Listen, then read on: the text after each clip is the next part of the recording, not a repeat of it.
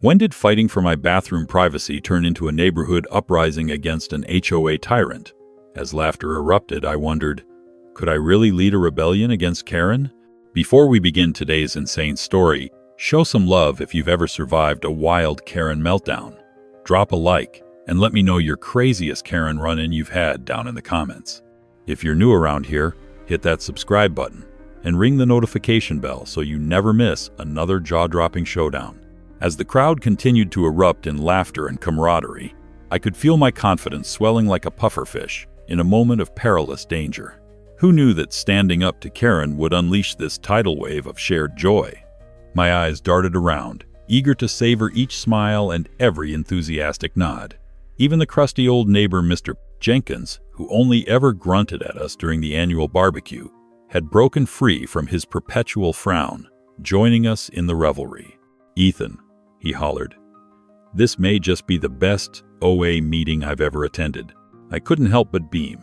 It was thrilling to know I'd sparked something contagious that could transform a boring meeting into a delightful community spectacle. I decided this was the moment to take it even further. "Let's have a talent show, folks," I declared, fueled by the adrenaline of the moment. "We can showcase our unique talents. Who can carve the world's best lawn flamingo? Who can bake cookies that spark joy rather than fear? I mean, if we're tackling Karen's bathroom security measures, let's really embrace the absurdity, shall we?" The crowd erupted in fresh applause, and I couldn't believe how unified we all felt. For the first time, it wasn't about enforcing exaggerated rules.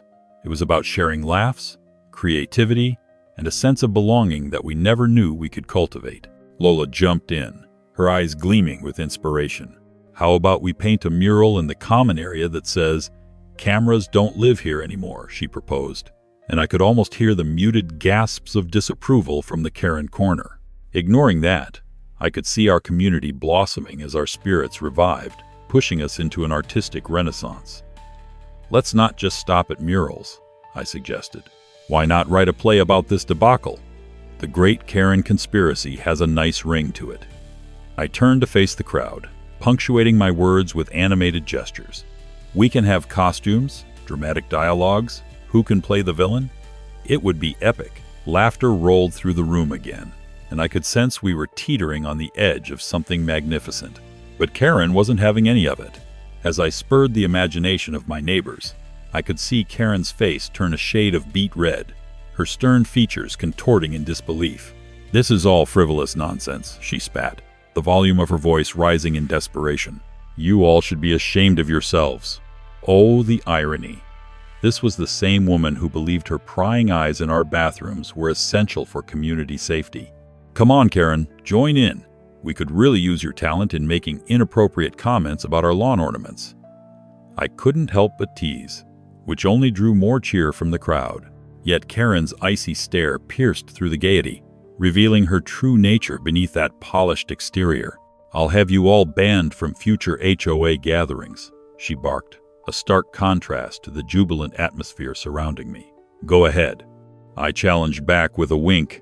"When you're the only one at your own meeting, we'll call it the Karen Convention. Welcome to the most exclusive event in town." Laughter filled the room again, but I felt an inkling of concern. Was it all just a game, and would our fun come at a price? Karen stormed out, but rather than it feeling like my pulse raced with worry, I just felt free. In her absence, the energy shifted favorably. "Anyone else feel like hosting a potluck after our talent show?" someone called out, and suddenly everyone was chiming in with ideas that seemed to double in rapport and creativity. "I'll bring pie," shouted Alice, clearly excited. "And I'll whip up my special spaghetti," chimed in Timothy. We began crafting plans with such enthusiasm that I could hardly keep up, feeling like a conductor of a glorious orchestra.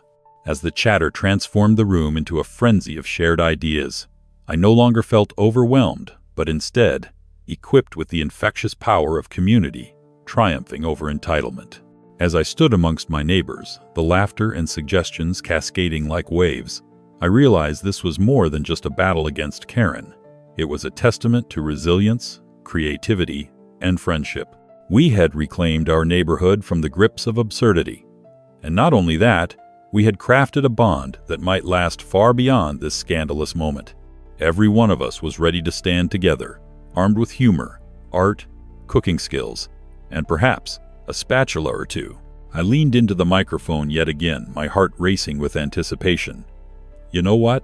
If we survive this Karen saga, I say we throw the biggest block party the world has ever seen. The room erupted once more, and the yearning for fun echoed loud and clear. Who wouldn't want to party?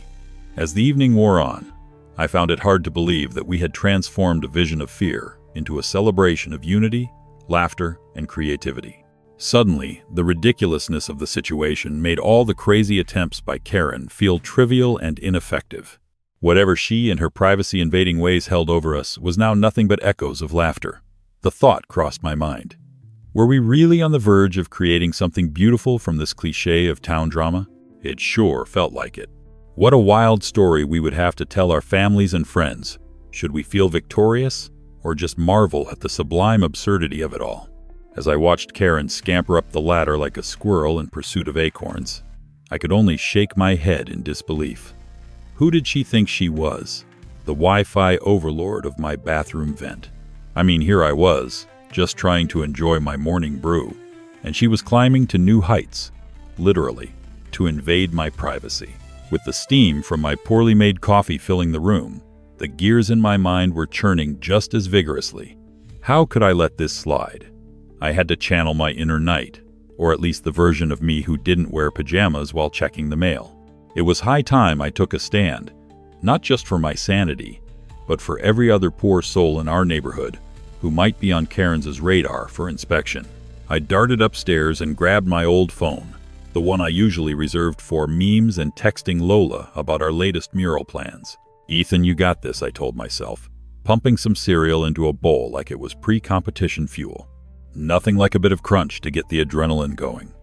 I checked the time. Lola would be painting a new mural down at the park any minute now. She was my partner in crime, and I needed her quirky courage to tackle this one. I dialed her up with the urgency of a 911 call. You'd think I was asking for her help with a bear in my backyard, instead of a snooping HOA Karen. But hey, in my world, both were equally terrifying. OMG, Ethan. Are you serious? Karen is spying on you through your vent? Lola screeched into the phone, her voice cracking like popcorn in a microwave. You can't let her get away with this. You have to expose her to the world. I could practically hear her gears turning, her vibrant imagination springing into action. While she had a flair for the dramatic, I knew that deep down she was also my advocate. Together, we could turn this absurd situation into a viral sensation. In her eyes, this was more than just local gossip. It was a public service announcement, a call to arms against every Karen out there. And who was I to say no? Okay, I said, my heart racing. But how do we do it? I mean, she's the local HOA president. She could unleash neighborly wrath upon us. I took a deep breath, channeling my inner confidence. Still, the idea of confronting her felt like jumping off the roof of my house, an exhilarating yet terrifying prospect. What would you do? I asked, half hoping she'd have an easy solution. Easy, Lola replied, inspired. Go live on social media. Show everyone the absolute insanity of it all. It's like that time the cat video went viral. Everyone will want to tune into Karen Gate. After a brief planning session fueled by bursts of caffeine and our shared sense of camaraderie, we decided that today would be the day we flipped the script on Karen. Lola was a wizard behind the camera. She could make even the most mundane moments feel like cinematic glory. We'll catch her red-handed and then blast it all over the internet, she declared, excitement crackling between us like static electricity. I imagined Karen's face watching her hard-earned reputation unravel like a cheap sweater. Would the world be prepared for the righteous indignation of disgruntled homeowners? On my part, I was still a mix of nervousness and delight, but the thrill of our plan had taken root, and indeed, it felt invigorating. Moments later, we met outside, where the sun threw rays of pure brilliance. Perfect lighting for capturing the drama. With each click of the camera, and as Lola vlogged with abandon, the interaction became almost theatrical.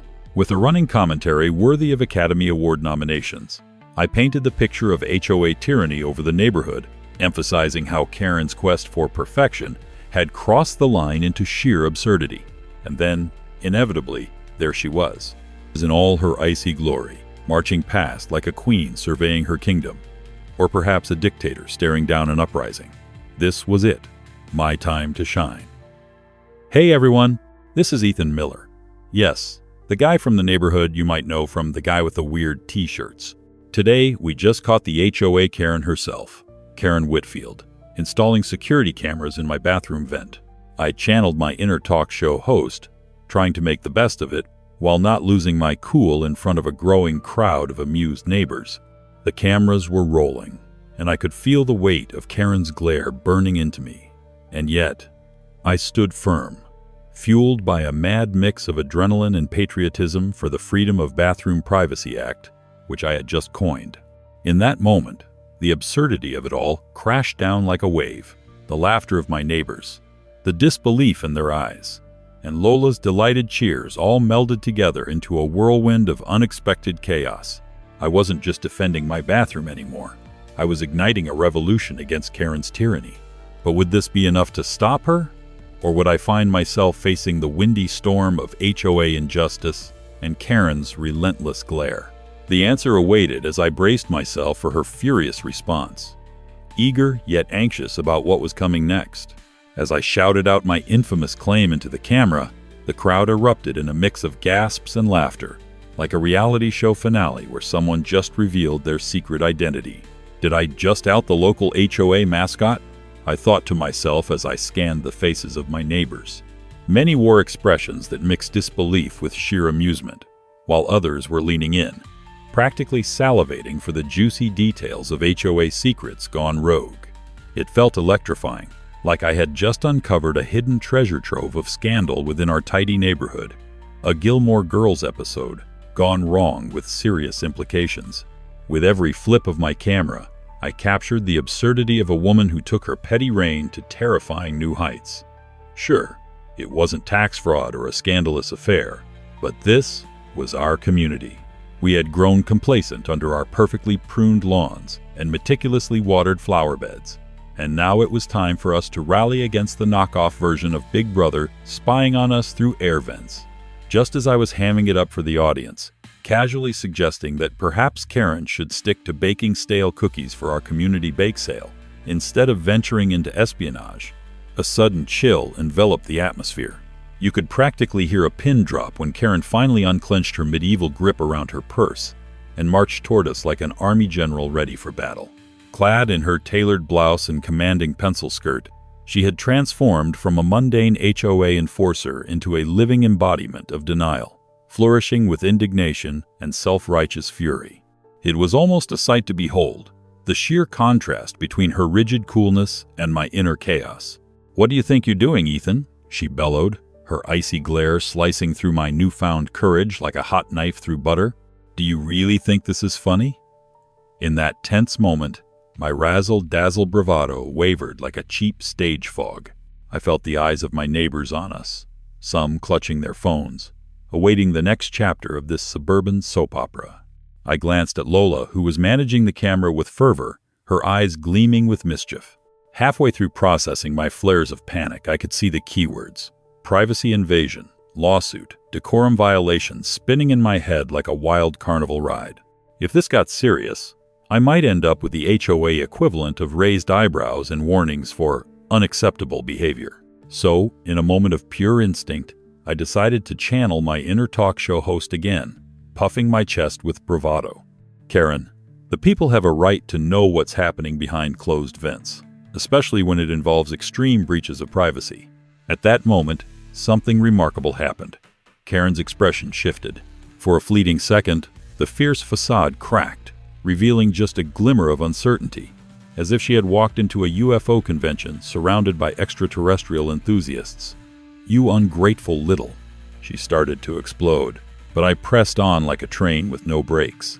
"You think we don't see you enforcing the law because it suits your vision of perfection? Newsflash, Karen. Your ideal neighborhood isn't actually what we want, and this invasion is just the boiling point of your reign. Let's face it, a beautiful neighborhood doesn't come from watching your neighbors under surveillance."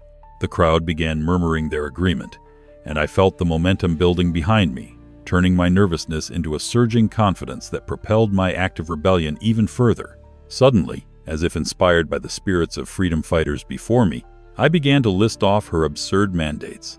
First, the unapproved lawn art. Never mind the fact that it brightened a dull Saturday. Secondly, no one can have decorative flamingos because they don't fit the aesthetic.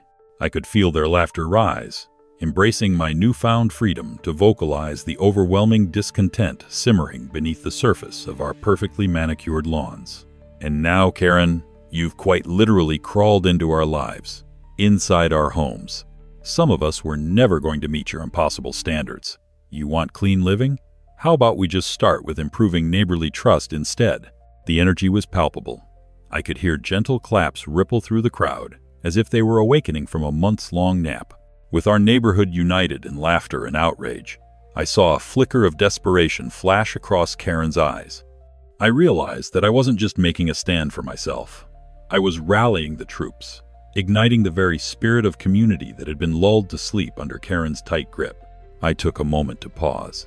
The gravity of our collective frustration filled the air like a palpable charge. The crowd roared with enthusiasm and egged me on, chanting, "Ethan, Ethan, Ethan, Ethan," as if we were suddenly at an indie concert rather than confronting an HOA overlord. My heart raced, the realization striking me that I could be the David to her Goliath.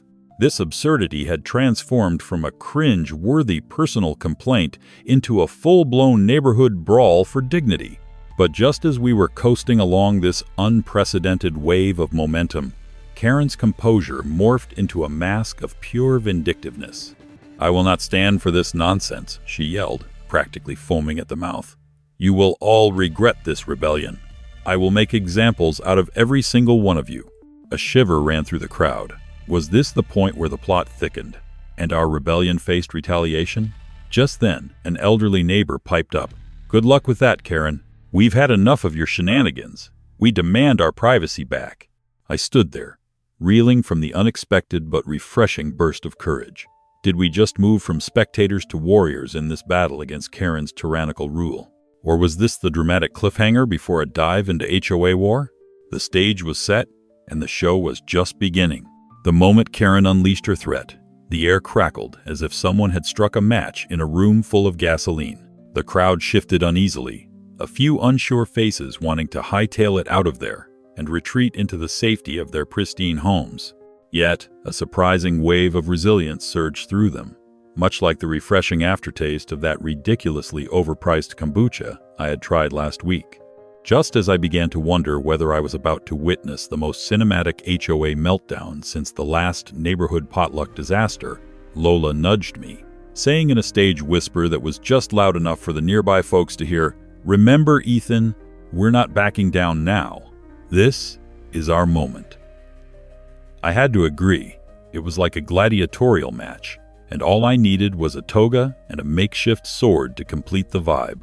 As I glanced around, I noticed the smattering of nodding heads and rising fists, a united front against the tyranny of Karen Whitfield. Her eyes darted nervously, searching for the support she always commanded like an army general. But now, surprise, her troops were increasingly looking more like rebels ready for battle. It became evident, like the plot twist in every rom-com, that her reign was crumbling like a cheaply made piñata. I couldn't help but feel a surge of delight. Perhaps we could do this. Perhaps we could send Karen back to her Pinterest board full of ideal life posts, while we frolic in our eclectic, vibrant neighborhood that celebrates individuality. I rolled my shoulders back, gleefully preparing to dish out more truths while the vibe of rebellion electrified the crowd. "Did you folks hear what she said?" I shouted, feeling a mischievous grin stretching across my face. "Bringing down the hammer on us? Watch out. She might have a list of infractions we haven't even committed yet." Laughter erupted, filling the tense air with a sense of cheer and camaraderie. "And do you think this is an episode of some reality show where power-tripping homeowners get to put their neighbors on blast? Well, spoiler alert, we're not playing along." With every word, the crowd connected, their laughter bouncing off the walls of our pristine neighborhood like bouncy balls. All while Karen stood there, jaw slack and panic rising. For the first time, I felt the thrill of being heard, and it struck me as ironic that the more I stood up to Karen, the more confident I became. In what felt like an adrenaline-charged moment, I suddenly remembered Lola's social media prowess. I turned back to her, urging, "Get ready to capture this spectacle, my superstar. Let's make a TikTok out of this."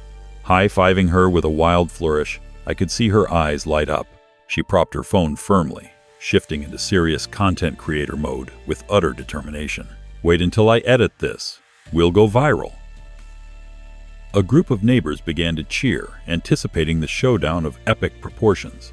Karen, meanwhile, was having a mini meltdown, her cheeks reddening like she had just consumed too much chili at the last neighborhood cook-off. "Enough with this nonsense," Karen screamed, regaining some of her lost authority. "I will take legal action. I will. You've crossed a line you can't come back from." But as she spoke, her tone wavered, morphing from bluff to desperation, and I spotted Fred, my neighbor, who always bore a bemused smile, begin to chuckle. The more Karen escalated her threats, the more infectious our laughter grew. It was an unscripted comedy, fueled by absurdity and the chaos of the moment. Was I truly taking on the formidable Karen Whitfield? Or had I unwittingly plunged into a surprise community roast? Either way, the sweetness of rebellion danced through the air, and I realized I couldn't back down. Finally, I leaned my head into the mic, striking a pose like I was on the Oscars stage and had just taken the prize for Best Comedic Performance. Let me tell you, a real community thrives on trust, kindness, and respect, not spying on one another through bathroom vents like a washed-up spy in a low-budget flick. Let's be real, Karen. Have you ever been to summer camp? Because we turned down the mean girl act.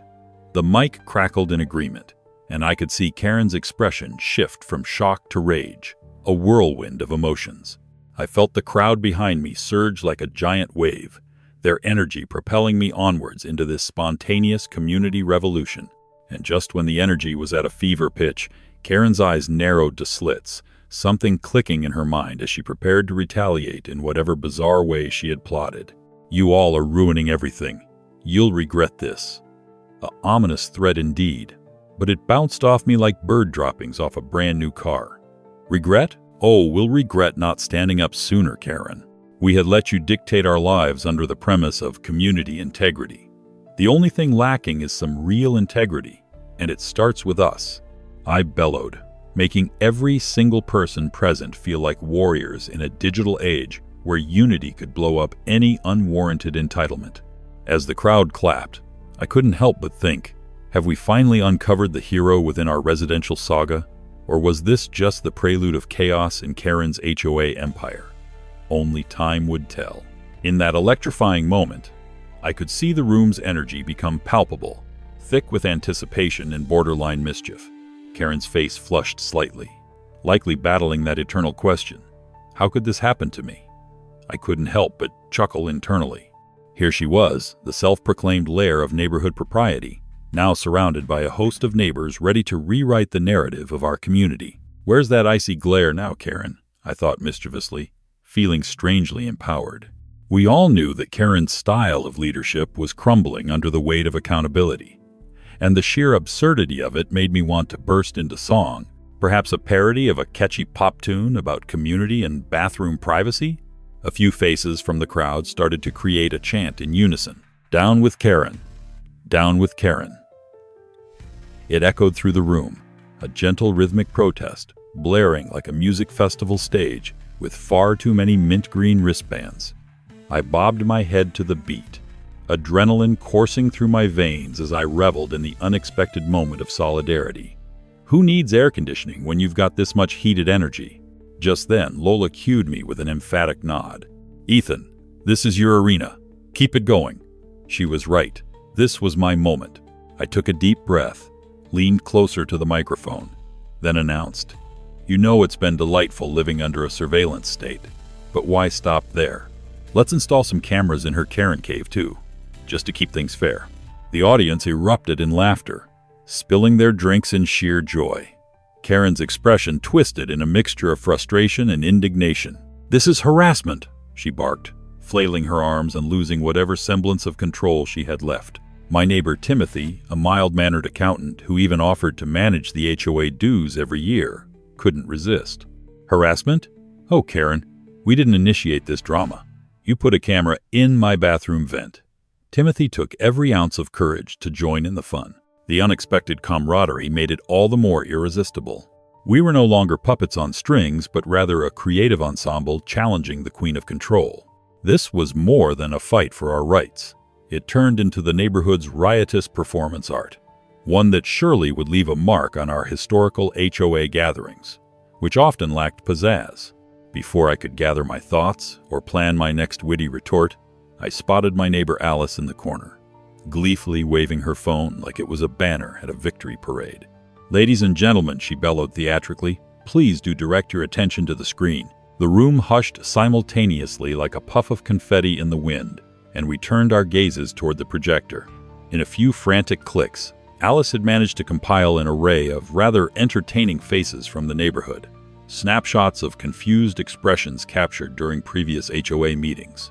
Here's the expression of dismay. And oh, look at this one. It's the classic Karen smirk. I couldn't help but laugh. It felt like a late-night comedy special, where the punchline just kept coming.